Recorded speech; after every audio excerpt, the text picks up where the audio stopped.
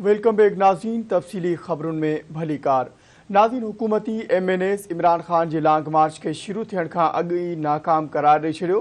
संदन चवणु आहे त इमरान ख़ान रुगो ॻाल्हियूं करे थो, लॉन्ग मार्च न कंदो। इमरान जी नाअहली सबबि मईशत तबाह थी हाणे ड्रामो करे रहियो आहे। हुकूमती MNAs धरती TV जे रिपोर्टर नज़ीर चारण सां ॻाल्हि ॿोल कई आहे। अचो तव्हांखे ॾेखारियो। इमरान ख़ान तरफ़ां इस्लामाबाद में हिकु दफ़ो ॿीहर काह करण ऐं जेल भरियो तहरीक जो ऐलान कयो पियो वञे, जॾहिं त हुकूमत तरफ़ां सख़्त कार्रवाई करण जो फ़ैसिलो कयो आहे। अचो नाज़रीन, असां पार्लियामेंट मेंबरनि खां मौक़िफ़ मालूम कंदासीं त हू इमरान जे जेल भरियो था ॾिसनि। अचो त पार्लियामेंट मेंबरनि सां ॻाल्हि ॿोल कयूं था। इमरान खान जो है ना, ये पाकिस्तान का सबसे बड़ा बहरूपिया और कॉन मैन है। जो ये असल में है उसके बरखिलाफ ये दावे और करता है। इसने चेहरे पे कई मास्क लगाए हुए हैं। आपको याद होगा कि सबसे पहले इसने हुकूमत में आके पंजाब में मुस्लिम लीग नून के 5 MPs को ख़रीदा था। ये तो ऑडियो लीक आई है ना, ये तो सबूत है कौम के सामने कि इसने 5 MPs मुस्लिम लीग नून के ख़रीदे। इसके बाद जब इसके ख़िलाफ़ तहरीक अदम एतमाद आई, इसने जलसे में जो तकरीर की उसमें मुस्लिम लीग नून और पीपल्स पार्टी के MNAs को कहा कि अपनी पार्टी को छोड़ के मेरा साथ दो। वो हलाल था, लेकिन जब इसके अपने पार्टी के लोगों ने इसके बरखिलाफ वोट दिया तो वो हराम था। तो ये तो डबल स्टैंडर्ड्स का बंदा है। इसका चेहरा कुछ और है, इसकी असलियत कुछ और है। और जितनी जल्दी कौम इसके दो चेहरों को जान ले उतना ही अच्छा है। ये हिटलर का शागिर्द है, ये बिल्कुल हिटलर के रास्ते पे चल रहा है। ना वो लॉन्ग मार्च करेगा, ना जेल भरो तहरीक का उसमें हौसला है। वो क़यादत होती है, लीडर होते हैं, सियासी लीडर होते हैं, ये खिलाड़ी नहीं होते। कुछ नहीं करेगा आराम से। तो इनके खौफ आहे, हिकु ॾींहुं बि जेल काटी आहे त ही बसि हिननि जी ॻाल्हि आहे। तव्हां बि ॿुधो, कुझु न थींदो। इन जा माण्हू न निकिरंदा हिते पार्लियामेंट में। जॾहिं हुननि पाण ॾिठो पंहिंजी नाकामी त भॼी विया PTI वारा। छो भॼी विया? पार्लियामेंट में ऑपोजिशन में पंहिंजो किरदारु अदा करण जे बजाए उन्हनि हीअ ॻाल्हि बहितर सम्झी त भले ई निकिरनि, पर हिन वक़्तु मुल्क मुश्किल हालात में आहे। तव्हांखे ख़बर आहे त सिंध में असांजा केतिरा अज़ला हाणे सैलाब जे करे पाणी में आहिनि।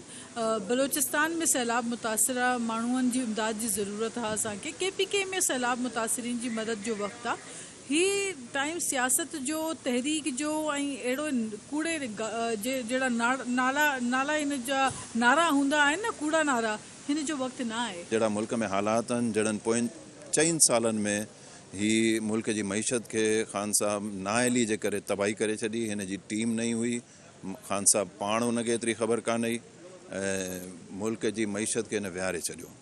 मस कोशिशि कई पई वञे त जेके माण्हू हींअर असांजा हाणे वेठल आहिनि नई हुकूमत में, उहो पंहिंजी पूरी कोशिशि कनि पिया त उन मईशत खे वापसि ट्रैक ते आंदो वञे। उन सां गॾोगॾु जेको हिकिड़ो वॾो नुक़सानु थियो आहे त हिननि जी नाअहली जे करे मुल्क पंहिंजे खे हिकिड़ो सम्झो त आइसोलेट करे छॾियो वियो दुनिया में।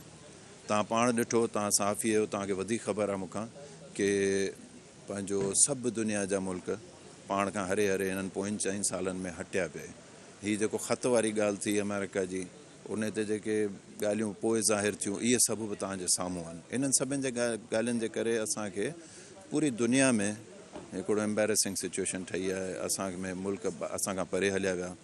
हाणे असांजो बिलावल साहब असांजे चेयरमैन ऐं असांजा पंहिंजो जेके फॉरेन मिनिस्टर आहिनि, मस वरी वञी उन्हनि उते यूनाइटेड नेशंस में वञी उते पंहिंजे मुल्क जो केस साम्हूं रखियो आहे। ऐं उहा ई वजह आहे जो तव्हां ॾिसंदो त हींअर 4 ॾींहं जेको जर्मनी सां जेको उन्हनि जे फॉरेन मिनिस्टर जेका स्टेटमेंट ॾिनी आहे, इहा पाकिस्तान जे लाइ हिकिड़ी वॾी कामयाबी आहे। एतिरे हद ताईं वॾी कामयाबी आहे जो इंडिया बौखलाइजी वियो आहे। इंडिया जी स्टेटमेंट मां ख़बर पए थी त इंडिया बौखलाइजी वियो आहे। इहो पहिरीं दफ़ा थियो आहे काफ़ी सालनि में। त इन जे हिसाब सां इन्हनि हालात में हिननि खे अची हिते जीअं पोएं दफ़ा अची तोड़ फोड़ कयूं, बाहियूं ॾिनऊं, उन खां अलावा त इन्हनि कुझु बि न करे सघिया। हिकिड़ो वॾो फोरम आहे पंहिंजो पार्लियामेंट जो, हिननि मां अञा काफ़ी उते मेंबर्स आहिनि नेशनल असेंबली जा। उहो फोरम हिननि वटि अवेलेबल आहे। कोर्ट बि हिननि खे इहो ई चयो त तव्हांखे जा इहे इशूज़ तव्हां वञी पार्लियामेंट में रेज़ कयो। त हिते जॾहिं हिकिड़ो फोरम अवेलेबल आहे, जे अगरि ही मुल्क सां सचा आहिनि ऐं मुल्क लाइ का भलाई चाहींदड़ हुआ आहिनि, त हिननि खे खपे त हिन फोरम ते अचनि ऐं हिते अची पंहिंजी इहे इशूज़ रेज़ कनि हिते उन्हनि ते बहस थिए। खैबर पुख्तनख्वा में जो इस वक्त अमन व अमान की बिगड़ती हुई सूरत हाल है, आज 2 जगह पे स्कूल के बच्चों में मालकंड एजेंसी में अटैक हुआ है और उसमें ड्राइवर की शहादत हुई है, स्कूल के बच्चों के ऊपर अटैक हुआ है। तो हमारे जो वज़ीर आला हैं खैबर पुख्तनख्वा के, उनको अगर इमरान खान साहब कोई सुख का सांस लेने दें तो वो अपने सूबे की जो भाग दौड़ है, उसकी जो लॉ एंड ऑर्डर सिचुएशन है उसकी तरफ तवज्जो दें। लेकिन खान साहब ने ये तमाशे लगाए हुए हैं, हेलीकॉप्टर लेके कभी इधर और कभी उधर, तो ये मेहरबानी करें, मुल्क का सोचें और सबसे पहले खैबर पुख्तनख्वा का सोचें, जहाँ पे दहशत गर्दी और शिदत पसंदी एक दफ़ा फिर सर उठा रही है। जी नाज़रीन, तव्हां पार्लियामेंट मेंबर जो मौक़ो ॿुधो। संदन इहो चवणु हो त इमरान ख़ान अॼु ॾींहं ताईं जेल न वियो आहे, हुनखे 2 ॾींहं जेल में बंदि कजे त दिमाग़ ठिकाणे ते अची वेंदुसि। कैमरामैन सफदर अली सां गॾु नज़ीर चांद, धरती TV, इस्लामाबाद।